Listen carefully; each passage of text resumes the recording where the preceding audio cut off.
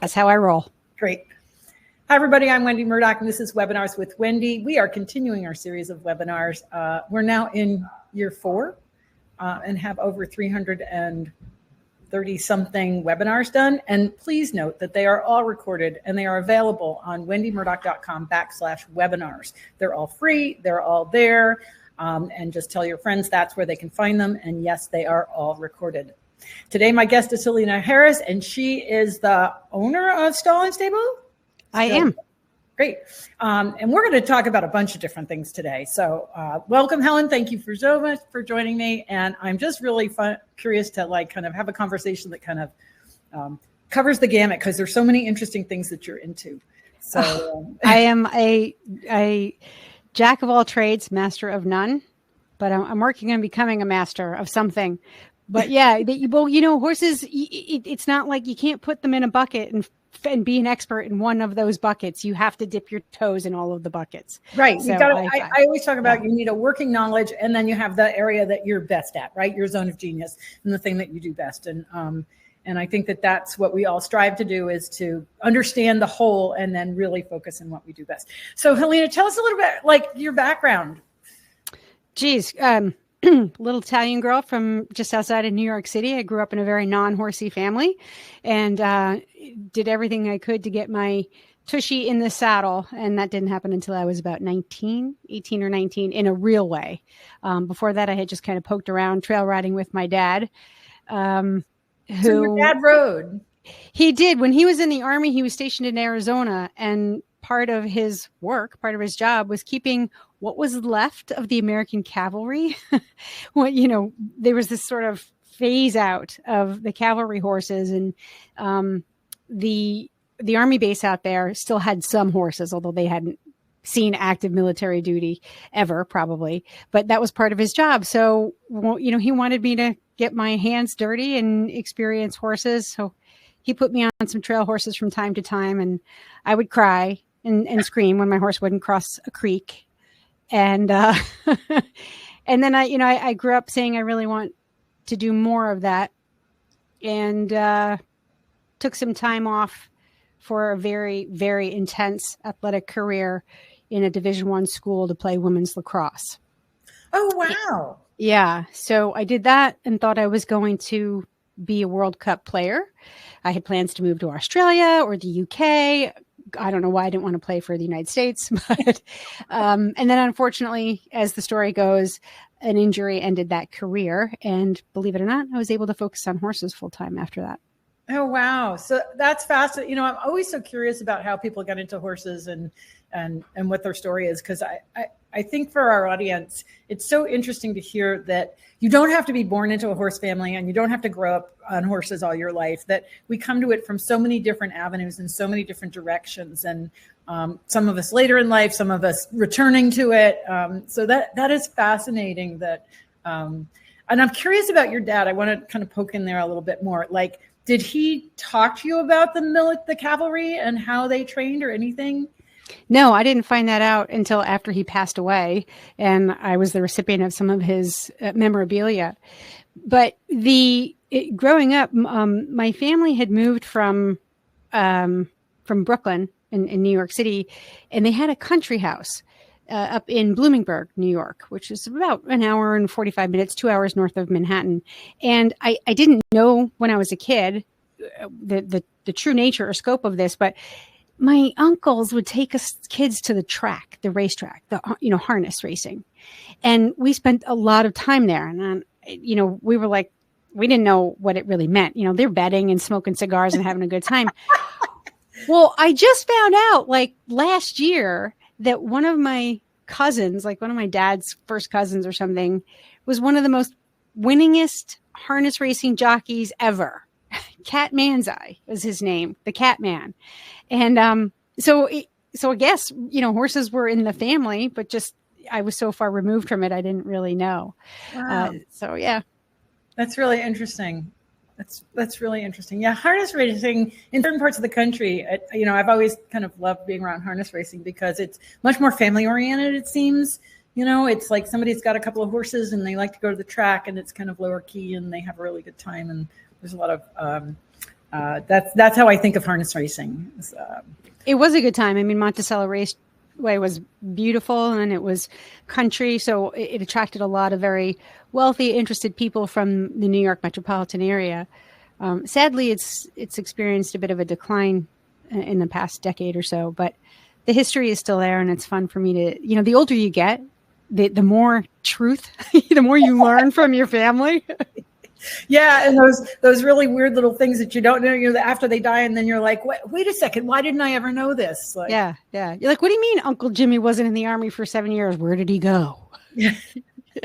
Where, there are these gaps. Hey, it's an Italian family. What can I say? Yeah. Cool. All right. So how old were you when you kind of left the lacrosse career and started getting into horses? I was 19, 20. No, let's see, 21. I was about 21.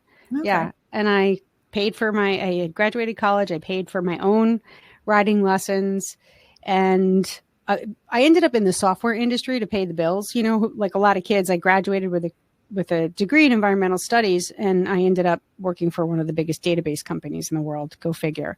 It was good money, right? You're 21 years old and it's like party and money. So, but I learned so much from my corporate career, and I was making money. So I was able to take lessons on the side. And that's when I got the bug. Like, really, I need to ride every single day, everything. I need to experience everything that can be experienced with horses. Awesome. So how long are you in the corporate career versus 34, 12, 13 years. Okay. All right. Yep. But still doing horses on the side. Yep. Still doing horses on the side. And because it was in tech, I was able to do some work from home before the rest of the world was able to work from home, right. Which meant I could, get up at the crack of dawn and have a lesson at 7, 8 o'clock in the morning, and then get to the office, take the train, get to the office. And were you still in New York at that point? I was in Boston. Oh, okay. Yeah, that's a little bit easier because you can get out on the train. And there was north of, where was the horses? We were in Hamilton, Mass, which was the former headquarters of the U.S. equestrian team. I was going to say, that's a really horsey spot. Oh, yeah. And so I was able to fox hunt with myopia. I didn't get to event at the time, but I groomed for a lot of friends, and I got to see and participate in a lot of very incredible combined training events. Yeah, because that was Ledyard. Yep. Yeah, there's nothing like galloping through the backside of Ledyard. Let me just say that. Nothing like it. Awesome. All right. So now you roll forward and you're leaving the corporate career, and then do you just start doing horses? What did you do? Well, I got pregnant, which is why I left my corporate career. And when I had a baby, I was like, I can't leave this kid behind. She's too much fun. This is too awesome. So I ended up doing my corporate work, but freelance from home. And then on Wednesdays, at the time, I had convinced my husband to stay home. I was previously married, and I had convinced him to stay home one day a week so that I could go out hunting. And, when you're stuck at home with a baby, you need to get out of the house, and otherwise you go crazy. And so 2-3 days a week on Wednesdays and weekends, I would go to the hunt club, and my job was to feed the horses before they went out hunting. So I was there at like 5 o'clock in the morning, throwing hay and grain, making sure everybody was ready to go, in from turnout. And eventually that turned into a lot more hours at that barn. So I had worked with a couple of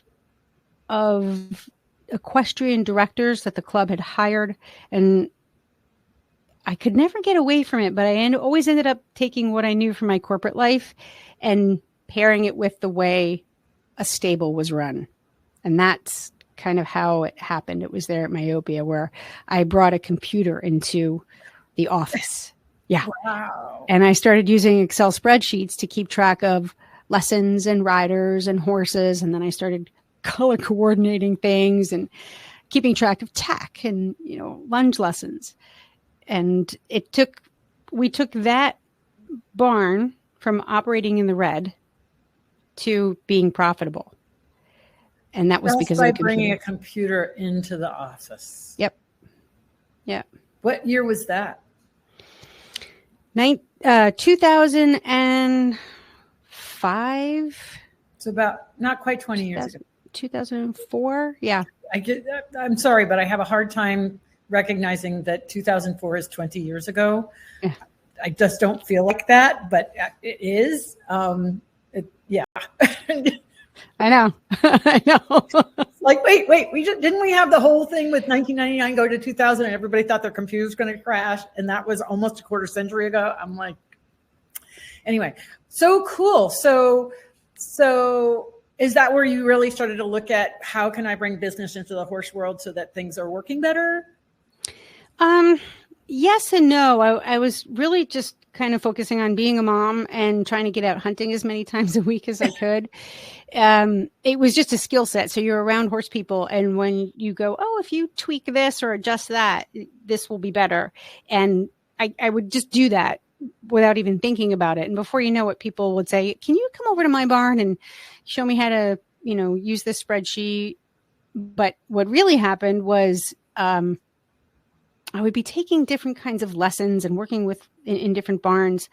And almost always the owner of the business had a hard time attracting the right kind of clients. They would complain about the ones that were really, high maintenance, or the ones that weren't paying their bills. They couldn't pay their hay bill because they couldn't collect their receipts from their clients. So then I started doing some web development for these folks.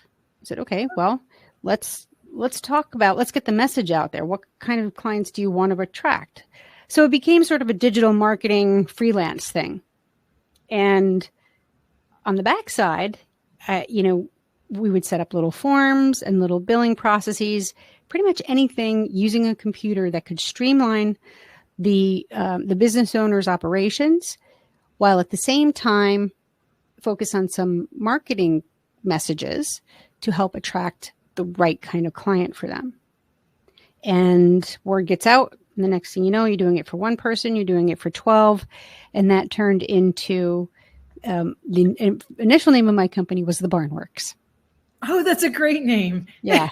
Yeah. And my title was Chief Crash Test Dummy, because that's how I ride. Sometimes in the saddle, sometimes on the ground. Not too much on the ground. So that, and this is where, and when I was in undergrad, I knew I wanted to be around horses, but I knew I didn't want to be at the end of a pitchfork. And so many people are really good with horses, but they're not good with business. And I think that, they're two very different skill sets. And so my decision was, I'm going to go back to school, get a master's degree so that I can be involved with the horse world, but not stuck on a pitchfork all day long. And I think that there's so many people that they don't realize that they need to find someone or recognize what their zone of genius is, what they're really good at, if that's working with horses, and then find someone to do the parts they're not good at. Absolutely. And I think women, the bell curve of business owners in the equestrian industry is women right at the top. And I think we are shaped culturally to think we have to do it all.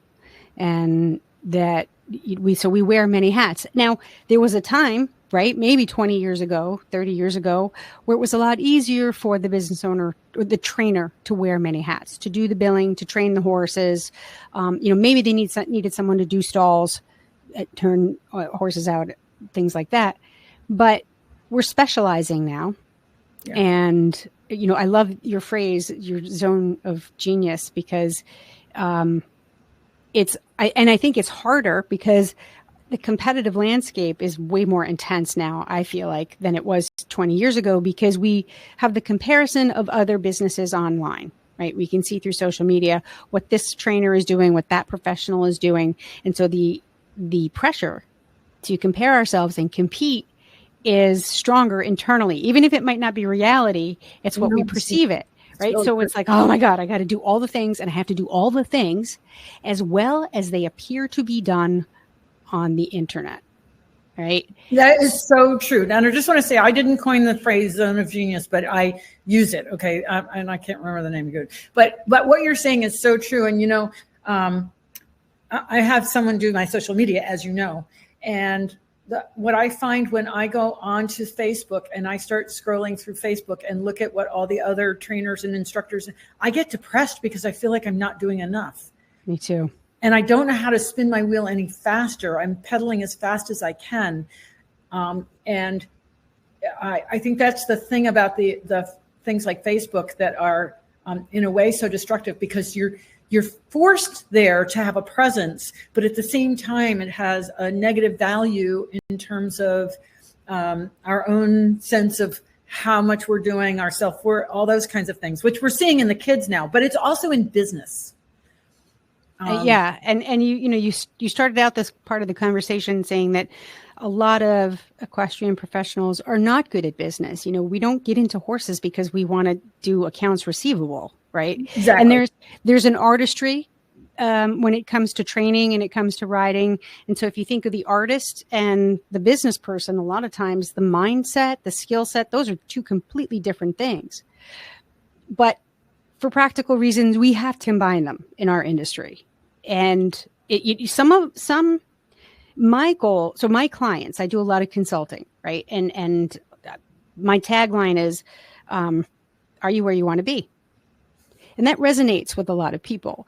Is your business where you want it to be? Is your life where you want it to be? Are your finances where you want them to be?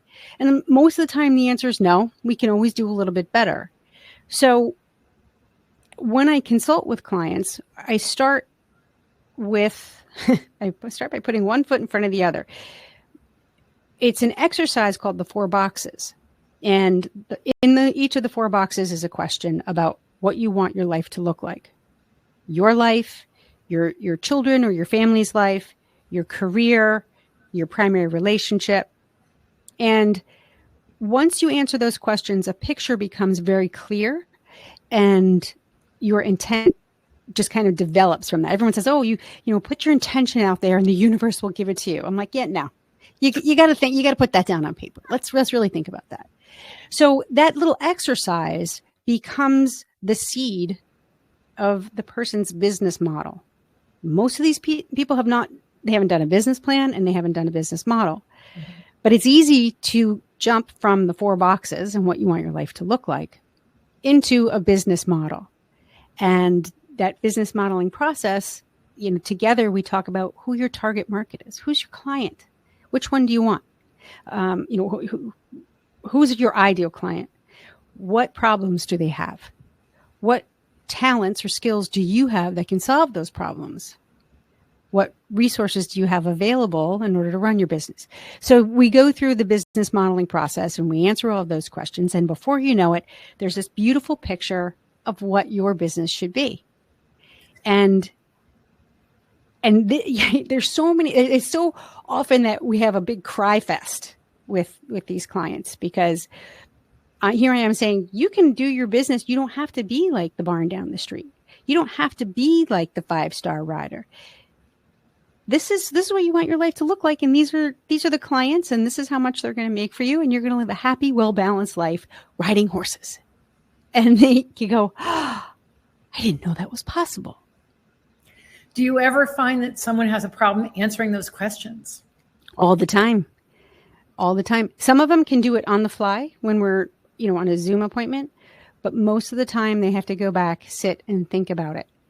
And I go, okay, I sent them away with this kind of homework, and it requires quiet time, focus, and motivation. But I've never had somebody not come back with a completed 4 boxes exercise. Really? Yep. This doesn't sound like just for horse people. This kind of sounds like for everybody. Yeah. I mean, business is business. And when you're a small business owner, it's your livelihood. You're not just looking for profitability. This is how you live every day. I mean, I keep my horses at home now. The first thing I do when I get up in the morning is I go downstairs and I soak mash. First thing, before I even make coffee. So these animals are so much a part of our lives that, and the small business owner they're everywhere. And so, yes, these exercises apply no matter what business you're in, horses or otherwise. Right. It's just nice that we're lucky. We like horses. And so we're around horse people. Yes, ma'am. Yes, ma'am. So are you still doing this business, the Barnworks? Nope. The Barnworks has morphed. I have found that if you want to stay ahead of the game, you have to evolve. So, and again, being raised in a technology environment, I always have one eye on technology and the markets. What's happening? What do I want in my life? So the Barnworks has morphed. It went from the Barnworks to Sparkle and Boom, which was just a marketing firm. And I had a bunch of corporate clients who were very boring. I had horsey clients, but I had the corporate clients had to pay the bills. You know, they paid the big bucks. And then just in the last year and a half, so Stall and Stable is kind of like, it started out just as a podcast because I had helped start the Horse Radio Network. I didn't know that. Tell us about that. I'm curious. Oh God, I see. I've got this. I've been everywhere. Yeah. So back in 2007, I think my friend Glenn Hebert and I worked together with Bit of Britain. We worked on Bit of Britain. We worked on Tack of the Day, and John Nunn was ahead of his time when we came to him and said, we want to do this thing, and it's called a podcast. And we're going to talk about horsey stuff, but we're also going to explain how some of the products work. We can talk about tack. We can talk about martingales. We can talk about bits. And it's a great marketing tool for you. And it'll be great for the brand. So John was like, yep, do it. So Glenn and I co-hosted what was called the Talking Equine Show. And one of our first guests was David O'Connor. And there's a very funny story about him. I won't tell it, but it was funny. And he is an extremely gracious man. Let me just say that. And it really took off. We interviewed so many top level professionals. We interviewed manufacturers.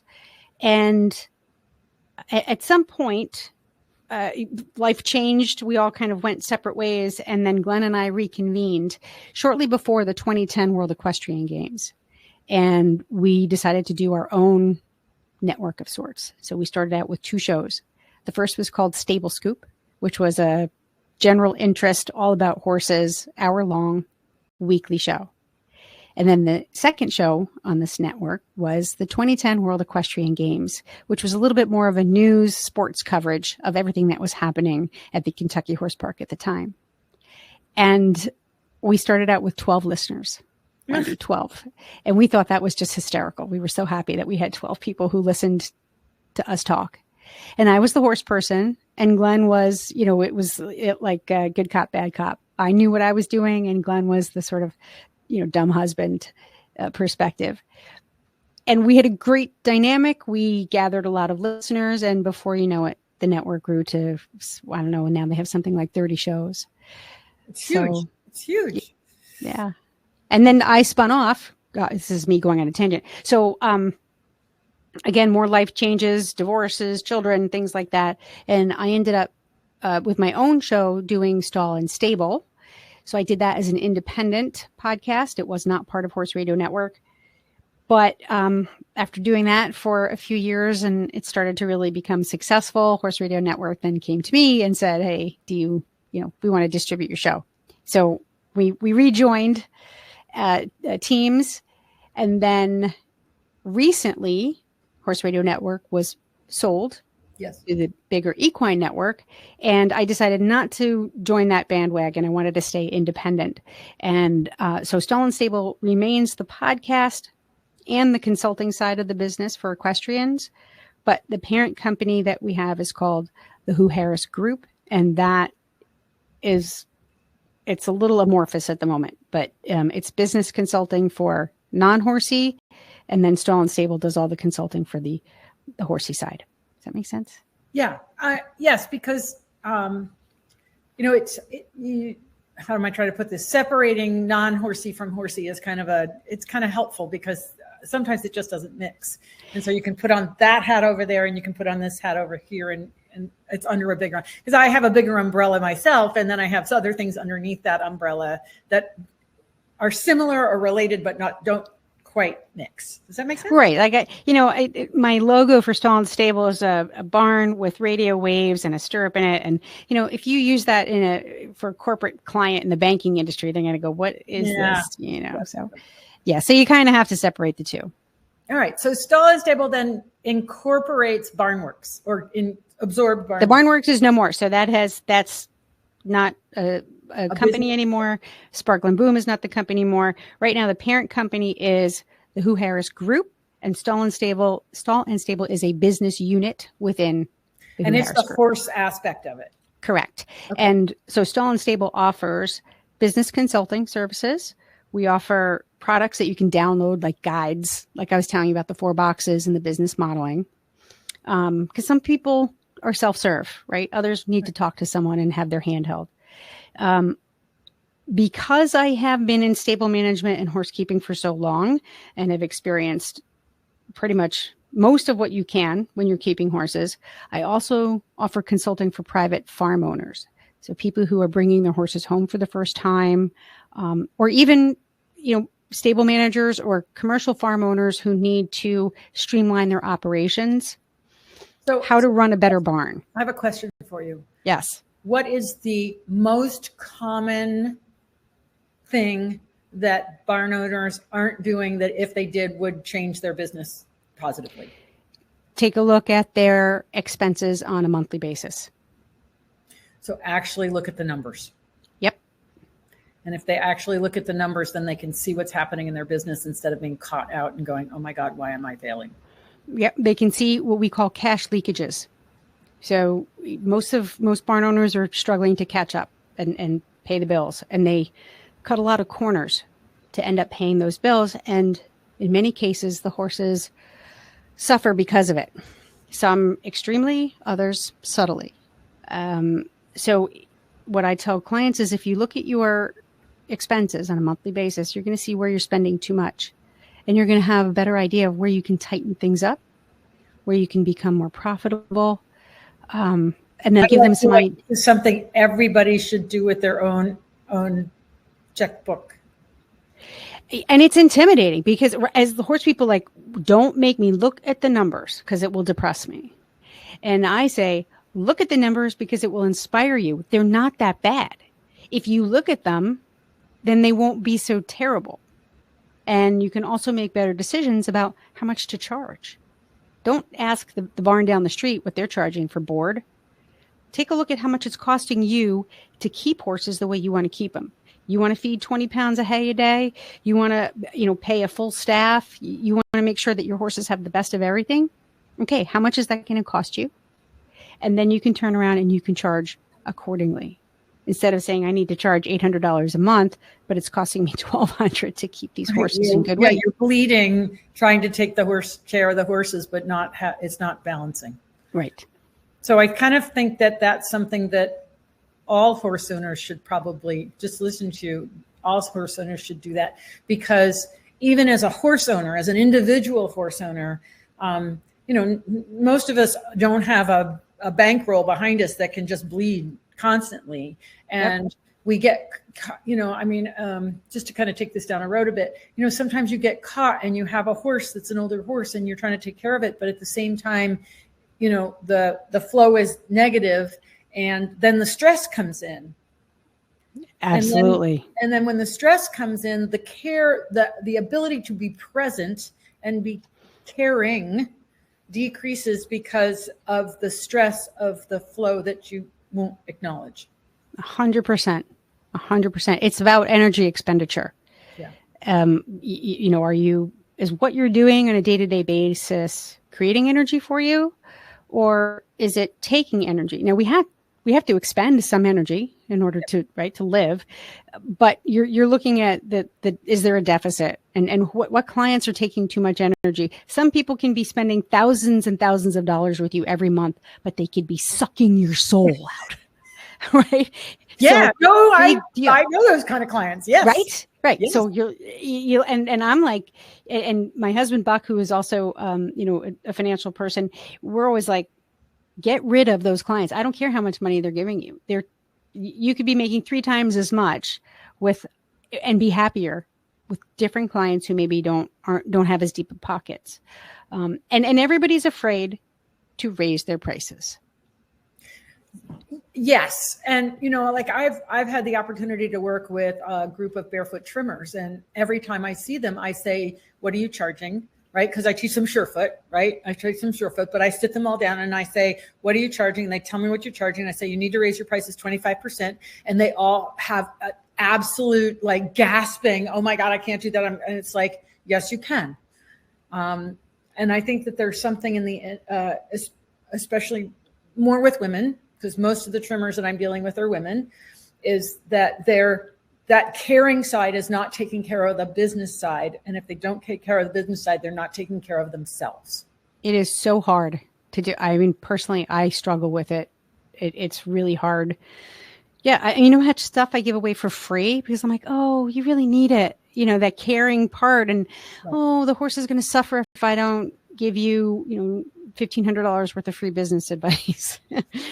And there's a very practical reason why it's scary to raise your prices, because you will lose some clients. Maybe. Those are the clients who you need to say goodbye to, because it comes down to value. So if your clients are going to complain, if they're going to nickel and dime you, or if they are going to constantly knock on the door looking for something else, it means they do not value what you already bring to the table. And that is going to undermine your relationship with them. It's going to make training and working with their horses uncomfortable. And it's again, that's that soul sucking moment. So sometimes raising your prices helps you keep the kinds of clients in the barn that truly value what you do. There are exceptions, I will say. I will also say that just because you raise your prices doesn't mean you can't provide services to, the middle income people. In fact, there's a rule in business. You can always discount your prices, but it's much harder to go up once you set a rate, right? So if you say, I'm charging $1,400 a month for board, you can make special arrangements with somebody who really should be in your barn, who helps make energy, puts in the effort. You can work with them. You can work with them secretly, or you can, there are ways that you can discount your rates. But they will dig as deep into their pockets as they can possibly go. They will beg, borrow, and steal because they value your business. And that's the most important part, is to have clients who value what you do. Yeah, I can't agree more. And it is fascinating. Like I've had clients where, incredibly wealthy, but they did not value it. And I was like, you can't pay me enough to come back. Exactly. I'm just not I'm done. And there's other people that, that they've done everything to come up with the money to make that lesson. And so you want to give them the best lesson you can. Yeah. Because know how hard they've worked to be there. And they'll go home and they'll do their homework. So, the person with lots of cash, they might come every week, 3-4 times a week for their lessons. But that person who has to dig for that money, they might come once a month, and you bet your buns they're going to go home and they're going to do everything you told them to do. Or, maybe they bored with you. And again, it's a more fulfilling client to have. Yeah. And somebody's just posted, that's why you can barter. Like if you can do an exchange of energy, right? That's not necessarily dollars. Yep. The one thing I find with that though, is it has to be very clear at the outset, and it needs to be written down. Everything needs to be written down. Everything. And it's tedious, but if you're a business owner, sitting down once a month at the very least, to look at my contracts, look at my boarding agreement, talk to my staff, look at my expenses. You carve out, 2 hours a month or an hour a week, 45 minutes a week, where you actually look at this stuff, review your policies, even barn rules. That helps keep things tidy. Yeah. Yeah. And it's just the thing that we want to do what we do. I know. Yeah. So it takes discipline. It takes actually some discipline to say, I'm going to set the time aside. And yet with that discipline, with that commitment to yourself. And really what it is a commitment to oneself, to value oneself. Yep. Right. And say, you know, I'm going to take the time to make sure that I'm taking care of myself, and therefore I can take care of everybody else. And, you know, I find it so interesting in so many ways, because you see people that just, you know, if they, how do I put this? If you don't have the sense of self-value, others will not value you. They will not value your time. And so it's, yeah, you know, it comes back to, do you value yourself enough to take the time to assess your business in a adult fashion? And I will use that word, right? Yeah. You know, like I've had to do some adult things lately and I don't like it, but I know I need to, because that's my job to myself, to make sure that I can then go do the other things and feel safe and taken care of. Yes, absolutely. And the thing that I hear most is I just don't have the time to sit down. I don't have the time to value myself. Time is a luxury. I'm too busy. You know, I've got 14 horses and this one's lame and the vet's coming and the farrier's coming. And so these business owners are in reactive mode most of the time. So finding time to be proactive is like, you know, takes an act of Congress. Yeah. But so the other side of what I help people with is, well, how can we make a change to the way you run your barn? Not the way you run your business, but how you run your barn. Are there operating inefficiencies that we can find that you can streamline, which will save you time? I'm laughing because this is like, I'm sorry, this is so corporate, but it is so accurate. Right? But I'm like, okay, turn your horses out for an extra hour a day and you can save thousands off your shavings bill. Yeah. So I'll translate it like that. And they're like, what? Yeah. Leave them out an extra hour a day. And you're going to, not only are you going to save you in your shavings bill, you're also going to save on labor, because that's one less round of stall picking that your staff has to do. And the horses are better off for it anyway. We could do a whole series of webinars, Wendy, on how to lower your vet bills by turning your horses out more. Everything. So that's again, looking at that bottom line is, you know, look at how much I'm spending on bedding. And I'll say, okay, or really what most people come to me with is, can you help me figure out how I can afford a barn manager? And how much so I say, okay, how much do you want to pay them? Well, I don't know. How much can I afford? I'm like, no, you start the other way around. How much do you want to pay them? And then we turn around and we look at your expenses and we say, we're going to pull dollars out of all of your operating expenses and we're going to put them in the barn manager bucket. How much can we take off of your shavings budget? Put that towards a barn manager. How much can we take off of your farrier budget? So, and it sounds like big and corporate, but it's really not. It's quite simple. It's easy math. And it's easy math. And what people don't realize is that for every hour you're not doing that lower paid job, if you will, that barn manager's job, you can do a higher level job, teach a lesson, train a horse. Yep. And you have more energy for it. So you're doing a better job at your job. And this isn't just about, I know this is about horses, but it's not just about horses, because I'm going through this in many aspects of my own personal life. This is so timely. But to find somebody that can, for what I can earn for an hour, I can pay somebody else at a lower price for several hours, and they're happy to do that job. And then that leaves me to do what my zone of genius is, what I do best. Yes. And so often we get stuck in you started out saying this, we have to do it all. We think we have to do it all. We think we have to be the best at everything, and we're not. And we just simply need to acknowledge that and go, I want to do what I'm best at, and find somebody to do what they're best at, which is not what I'm best at. Yes. Right. It's like, you're like, oh, that makes such sense. But to actually execute that is, we're not culturally, we're trained that we should be able to do it all. Right. It's that's why I said a lot of times, the very first meeting I have with someone, there's a lot of tears, because here's somebody on the other side of the screen, me, who's actually able to listen to what their struggles are, understand them, and then say it doesn't have to be like this. So let's hold hands and walk forward into a better place. It sounds woo woo, but it's such a relief because we're like, we're juggling all of the things, and oh my gosh, the tension, you can feel it in your chest. Like, how do I do all of the things all of the time? And I think that's the piece of the corporate world that everybody's like, oh, I don't want the corporate world. But there's a piece of the corporate world that actually is there to help us run our emotional, our passion more efficiently, so we aren't exhausted and we aren't just spinning our wheels. And I'm so glad that you're bringing that idea. So tell us a little bit more about, now you've got Stall and Stable and you got the podcast.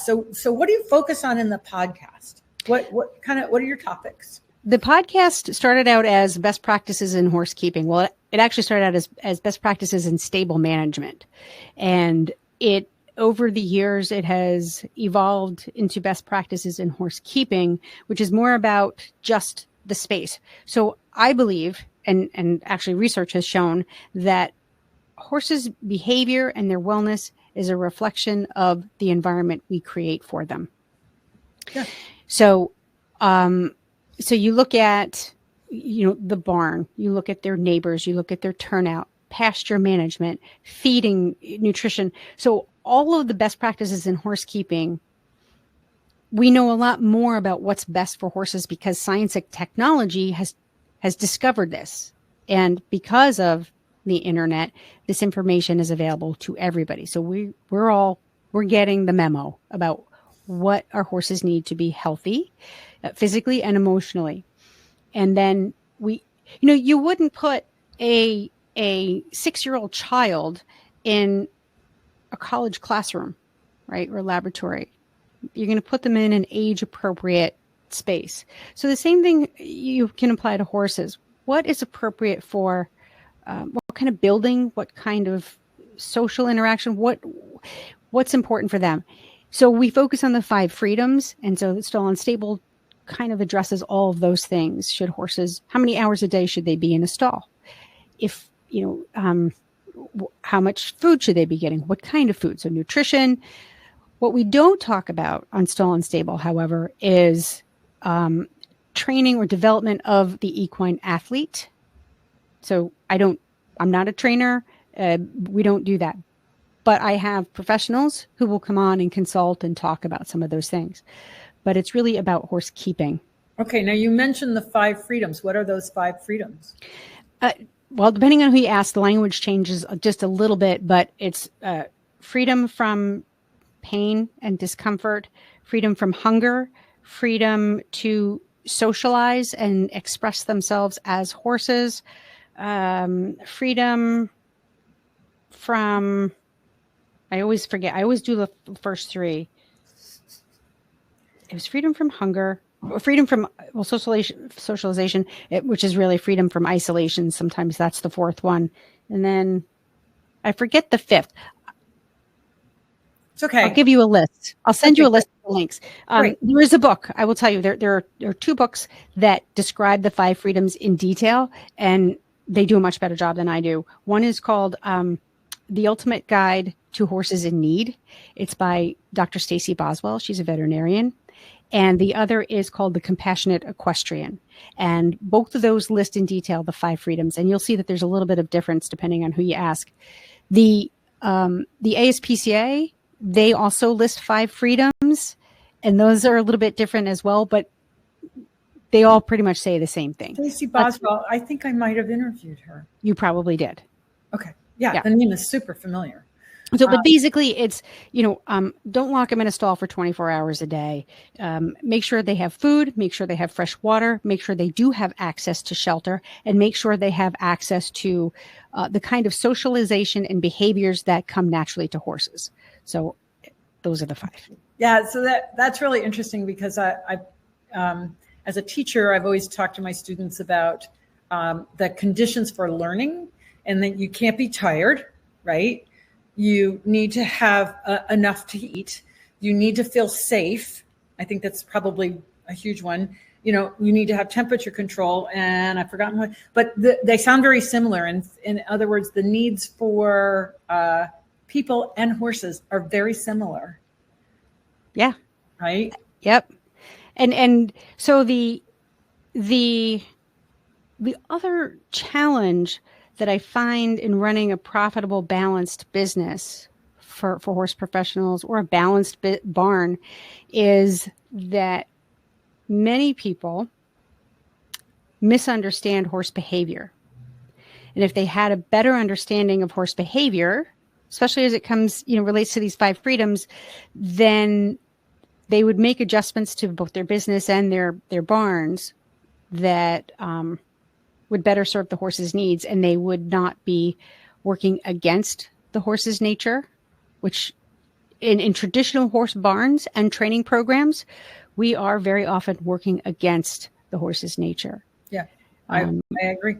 Right. So if I could, I'm a little bit wordy. It's just who I am. But if I had to sum it up, I would say the TLDR is turn your horses out as much as humanly possible. And you're going to save a boatload of money, and they will be healthier, well-adjusted, better students, like you say, and therefore better athletic performers. And it's I totally agree with you. And then there are circumstances where people don't have the environment where they can have that kind of turnout. So at that point, what's important is that the horses get exercise, not necessarily training, but exercise, so that they at least move, because they're designed to move. Exactly. And you don't have to be on their back to give them that kind of movement. And there's not the old little tiny walkers, but the nice big walkers where they're not so tight on a circle to create movement, because horses are designed to move. And, I look at horses in so many different environments. Because I've traveled all over the place, and there's a balance between the social environment that the horse needs and the human environment that the human needs to be near the horse. And so, there isn't one answer for everyone. As much as we'd love all horses to be able to be turned out 24/7, it's not always possible. And so then we have to consider their needs, and how do we do, whether that's enrichment, whether that's movement, whether that's engagement, whether it's socialization in these other environments, which we're capable of being smart enough to figure out, right? Yes. It's the enrichment is now the new buzzword in horsekeeping. If it's not practical to have horses out 24/7 in a lot of cases. So what can we do to mimic the things that would meet their needs? We project human cognition and expectations we anthropomorphize with horses a lot. And I think that there's a line where we don't want to anthropomorphize, but at the same time, we do need to put ourselves in their shoes so that we can have enough empathy to understand that our horses, one of the things that you brought to my attention was this idea of latent learning. You work with your horse and then you leave him be and let those juices stew for a little bit. And, so I have a trainer who comes out to my farm a couple of times a month, or actually a season. And she'll say, my gosh, you guys have made so much progress. Are you riding every day? And I'm like, no, 2-3 times a week, 15-20 minutes a day. So this idea of giving the horse plenty of time in between intense training, or any kind of training, has pushed us so far more forward than we ever thought. And I lost my train of thought, but we can be creative in meeting their needs. And it's like, we don't want to anthropomorphize. It's a hard word to say. I agree. But we also need to recognize how similar we are in our nervous system, right? Because we are all mammals. Horses are mammals. Humans are mammals. We have 7 cervical vertebrae. They have 7 cervical vertebrae. We have an autonomic nervous system. They have a motor nervous, right? And when we start to recognize, and maybe I'll come on your stall and stable and you'll have me do my dinner party talk. Okay. But when we start to recognize that on a if you will, lower brain function level, not on our intellectual level, but on a lower brain function level, we're very, very similar. And what humans do is excuse it, negate it, override it, say it's not happening, put all these covers on it. But the horses are pure and simple in their reactions. And if we tune in, we're the same pure and simple in terms of the basic needs that we need and the emotions that we feel. And for whatever reason, we've decided that when a horse does something, we just tell them they're butt heads or they're bad or they're this or they're that, or we label them. And yet we do that and, we excuse it in a whole different, I don't know if I'm making sense, but. You are making sense. And, that's just what we've been taught. We only started to see what's underneath the hood of these animals recently. So there's, a transition that has to happen. Many of us develop very close relationships with our horses. So we tend to see them as characters or personas, not prey animals, not mammals. And so if there's something they do that we don't understand, we fill in the gaps with what we do know. Yes. And sometimes that's helpful. Sometimes it's detrimental to the horse. So, and it is because of that. And the more people I talk to about, well, how can you change the way you handle your horses? I tell them you need to change your barn because your horses need to be turned out more. And they're like, well, why? And then you go, well, because horses, this is the way they think, this is the way they feel. And they go, well, no, they're just being naughty. And we discount it that way so often, right? Right. Well, your horse hasn't been out of a stall for 23 hours. And when he does get out, you're going to put him on the line and you're going to turn him around in circles for 20 minutes and then put him away. And I'm not saying you're a bad person for doing that. That may be all that's available to you. But when the horse comes out and is often labeled fresh or naughty, it's really not. How do we explain to that person what the behavior really is and why it's important to go from 23 hours in a stall to maybe 12? So the behavior side of these animals, understanding that, and then setting up environments that meet, the needs of what the behaviors are telling us, has motivated me to go back to school. Yeah. And I was just accepted into the master's program at UPenn Vet School in Animal Behavior and Welfare, because you need to be an expert for people to listen, right?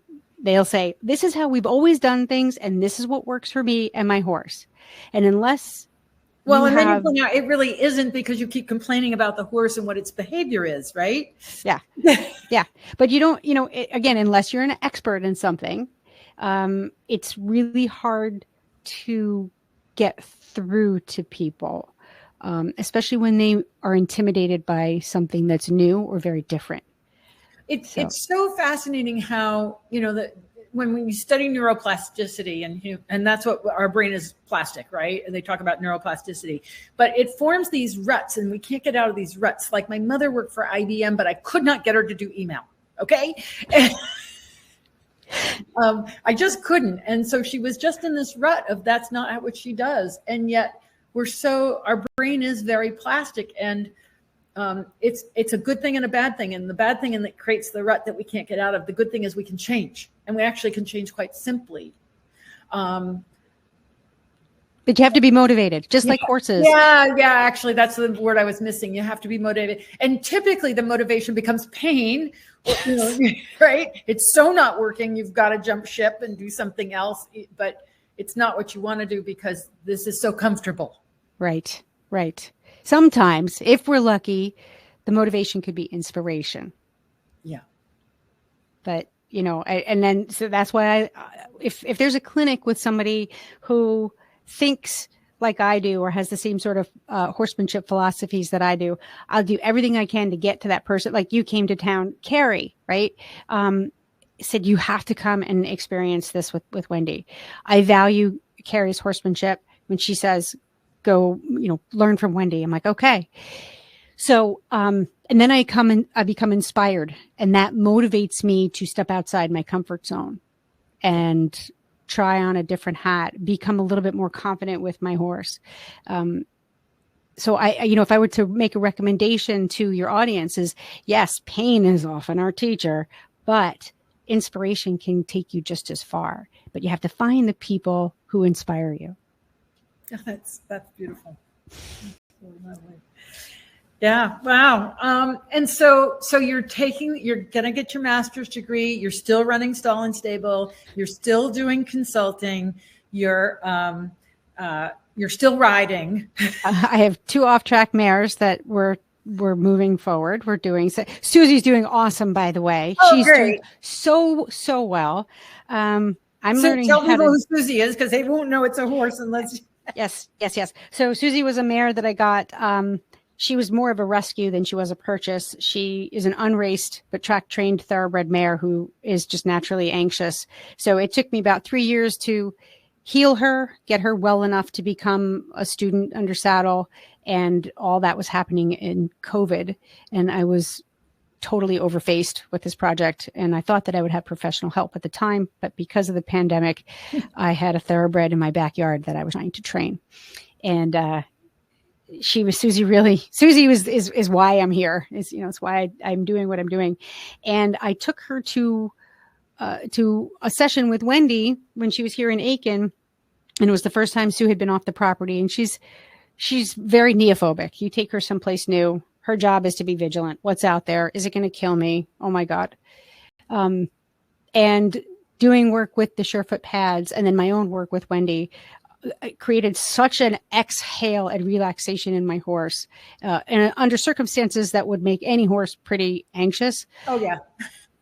But the journey of taking this mare who was so unwell and so nervous and had been treated so poorly and turning her into a horse that pretty much anybody can sit on and just hack around the property. We gallop around we have a 6-acre pasture now. We gallop around that. I could never have expected that, 2-3 years ago. So she's just, and she was so misunderstood. The couple of trainers that I did recruit to help me with her would get on her and they'd say she's naughty, or she couldn't pick up the correct lead, or she would kick out, or she would grind her teeth, and they'd say she's just a mare. She's witchy. She's moody. Or I'm too timid. And it turned out, first, the horse had ulcers. Second, she had an old torn meniscus in her stifle that nobody knew about. Third, she had a conformational issue that made picking up the left lead canter difficult. And we addressed all those things, and all of the negative behaviors just disappeared. And because I took my time with her and didn't push her past her emotional threshold, she trusts me. So I can put her in circumstances now, like taking her to a new farm for this, and she can let go of her anxiety. So that's the Susie story. She's just a great mare. Somebody asked where you're located, and I said Aiken. This labeling and misunderstanding, and I know what I was going to say earlier is, we take kids that need to move and we stick them in chairs in school, and then we label them ADD, and then we fill them full of drugs to make them sit in chairs. And it's the same thing we're doing with horses. We make them stay in stalls, and then we give them drugs to make them calm enough to be able to deal with it, and it's like, wait a second, we're doing this to our kids and we're doing this to our horses. We need to change as a culture to recognize that movement is so important to our emotional and mental health, whether that's horses moving out in a field and having socialization, or kids being able to get up and, go outside and move and not be stuck in desks. I think it's a metaphor for our culture that we think, we should just, contain it, hold it all in and behave in a certain way. And then we wonder why we have, emotional problems or psychological problems or dramas, is because we're not allowing our nature, which is a movement-based creature in this gravity we call Earth. Yep. I always like to get back to the real, we got a skeleton, we're in gravity, this is how we were designed, and we're denying that very essence of our being and wonder why we have problems. The movement part is so important, and this was one of the reasons why when I first met you and heard what you had to say, it immediately resonated with me. I did an episode recently on Stall and Stable comparing the equine brain to the neurodivergent brain. I'm diagnosed with ADHD. I was hyperactive. So moving was essential for me. I have to constantly be stimming. Thankfully, I am the athletic type. So nobody ever knew that I had a problem. I had a cognitive problem because I just did sports. I just moved. I ran, I jumped, I flipped, I swam, whatever it was, right? So they're like, oh, that's Helena. She's just a jock. But I struggled in school. I struggled to sit down. Every report card said, oh, Helena's a lovely student. She just talks too much, right? Yeah. And I felt I had such low self-esteem because I would compare myself to my friends who were getting good grades. And, I wouldn't have gotten into college if I didn't play lacrosse. I had a really bad grade point average. And I didn't get diagnosed until my daughter experienced the same thing. She's bright. She's an artist. She's extraordinarily talented with a paintbrush. And she was failing classes in high school. And I'm like, what is the kid doesn't drink. She doesn't do drugs. Well, what's the deal here? She's failing classes. Lo and behold, she has attention deficit. She's inattentive. The doctor says, did you know it was hereditary? No. So that is also the impetus for, going back to school, and also for having so much empathy for horses, because I look back on my own life and my daughter's and say, we were so misunderstood. If anybody back then knew that our brains just worked differently, perhaps they could set up a better learning environment for us. Yep. And then when you do go into the neuroscience, which I love that you do, and you look at the equine brain and that little tiny prefrontal cortex that they have one, but it's much smaller. Much smaller. Right. So it works similarly to the human prefrontal cortex, which is somewhat dysfunctional in people with ADHD. You find a lot of very similar behaviors. And so now I look at my horses and I go, what part of that is really about the survival brain? Yeah. And how can I know what I need to feel comfortable when I'm anxious or confused or overstimulated. What might my horse need in this moment to feel more comfortable, not so stimulated, etc.? Awesome. So Beth's saying she would say that you allowed and encouraged Susie to recover herself.